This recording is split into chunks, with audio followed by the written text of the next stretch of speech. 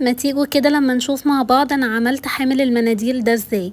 اول حاجة هنحتاج حلقة خشب، لو عايزاها تبقى اكبر من كده مفيش مشكلة، بس دي اللي كانت متوفرة عندي فجبتها. وبعد كده جبت خيط المكرمية وقصيت 3 قطع قد بعض مقاس 1.5 متر، وبدأت اقسمهم نصين واعمل الغرزة اللي انتوا شايفينها دي اللي هي الف ب في المكرمية.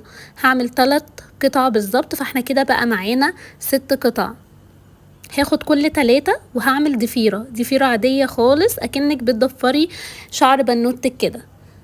هعمل الناحية اليمين والناحية الشمال بنفس الطريقة. هنا خلصت الجزء ده، هعمل بقى الناحية التانية كمان، ونكون طبعا بنشدها عشان تبقى ماسكة نفسها وتكون عاملة زي غرزة المكرمية بالظبط. انا بستبدل غرز المكرمية بالضفيرة دي لانها بتسهل عليا، لان انا مليش في المكرميات.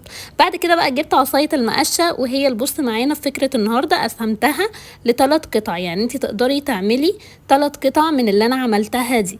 وبعد كده هبدأ اربط. انا ما بعملش برضو غرز ولا اي حاجة، انا بربط بس، ربطت من الطرف اليمين ومن الطرف الشمال، وكده هتبقى سهلة معاكي ان انتي تفكيها وتركبيها. يعني كل ما هنيجي نغير البكرة بتاعة المناديل مش هنفك العقدة، لا انتي بتسحبيها لبره وبنركب البكرة اهو زي ما انتوا شفتوا كده.